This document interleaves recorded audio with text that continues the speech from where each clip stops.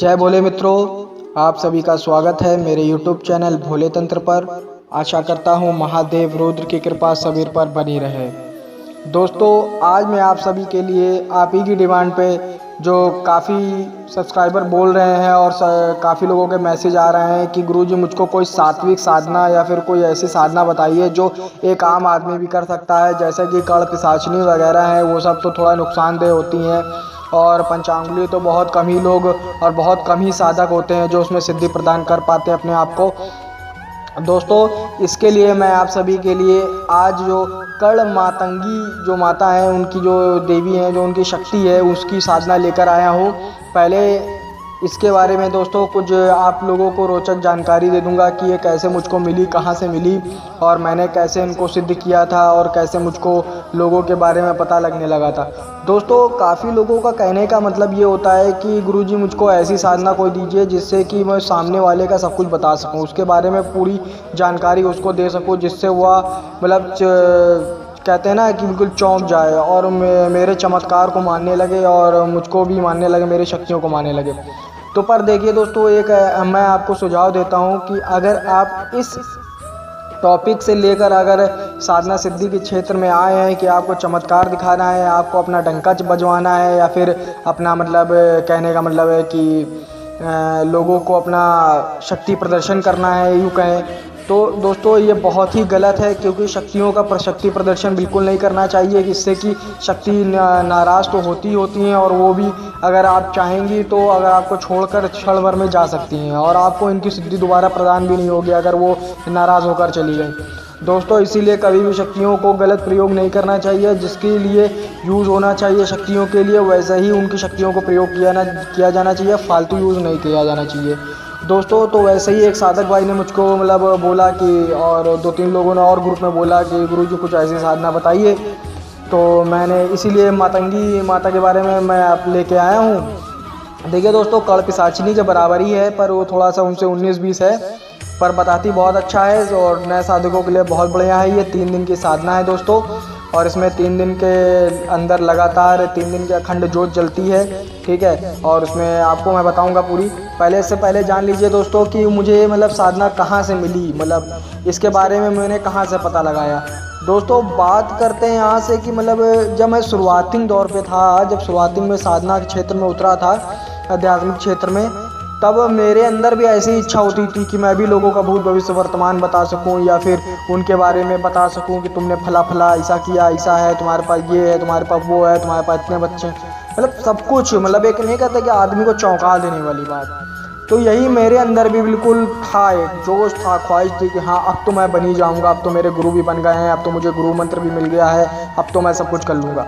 पर असलियत जो बात थी वो तो मुझे नहीं पता थी ना, क्योंकि मेरे गुरु ने भी मुझको इतना सब कुछ नहीं बताया। क्यों नहीं बताया? क्योंकि मैं था बबोला, ठीक है। पता लगा मुझको सब कुछ गुरुजी ने बता दिया और मैं जाके सबसे जाके हौक दिया कि अरे ये देखो मुझको ये पता है, तुमको ये पता नहीं, तुमको ये पता।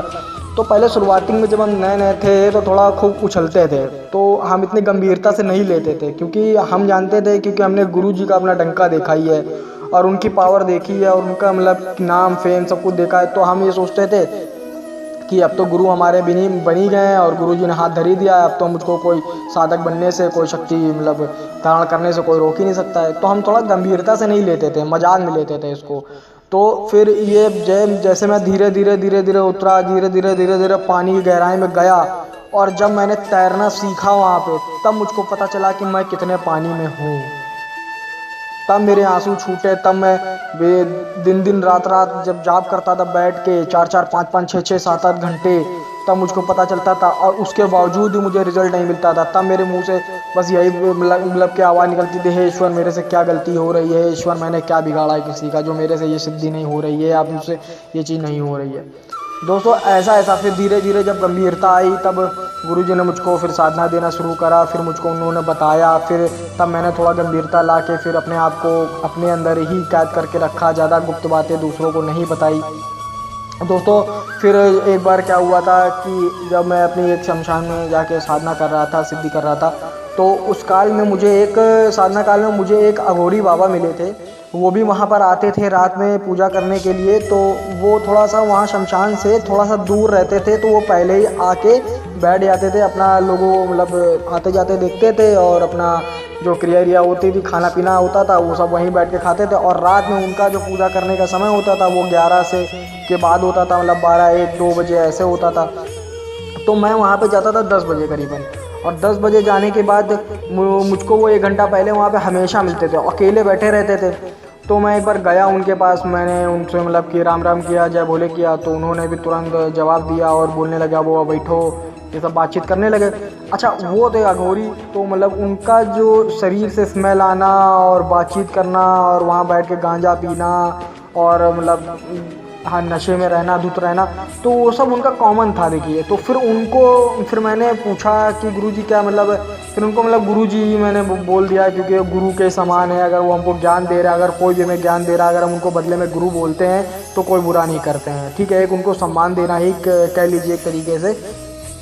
तो मैंने उनको फिर सम्मान दिया, फिर उनको बोला गुरुजी ऐसा ऐसी बात है, मैं मेरे गुरुजी, तब उनको जैसे ही मैंने ये बताया कि मतलब उन्होंने केवल मेरे गुरुजी का केवल नाम पूछा, केवल गुरुजी का नाम पूछा, और उनने ये समझ लीजिए कि उनके बारे में सब कुछ बता दिया, उन्होंने सब कुछ बता दिया, यहाँ तक कि उनके अब ये तो नहीं बता पाऊँगा कि क्या क्या मतलब बताया उन्होंने, पर यहाँ तक ये समझ लीजिए कि उनकी जड़ तक बता दी, बस इतना शॉर्टकट समझ लीजिए कि समझने वाले समझ जाएंगे, ये साधना के क्षेत्र में जो है बता दिया उन्होंने। फिर उसके बाद बातचीत होती रही, फिर उन्होंने बताया, फिर हमने कहा कि गुरुजी कोई ऐसी कोई साधना है क्या कि मतलब कि जिसमें कोई आम आदमी भी कर सके और नया साधक भी कर सके और मतलब उसको सिद्धि मिल भी जाए और कम से कम समय में। तो उन्होंने फिर तब मुझको एक बताया था कि एक मातंगी देवी होती हैं, मातंगी साधना होती है, कर्ण मातंगी जिनको बोलते हैं, उनको आप सिद्ध कर लीजिए, 3 दिन का अनुष्ठान होता है और ऐसी ऐसी क्रिया होती है और आप कर लीजिए। तो मैंने फिर उनसे बोला कि गुरुजी मुझको आप दे दीजिए ये साधना और मुझको बता दीजिए।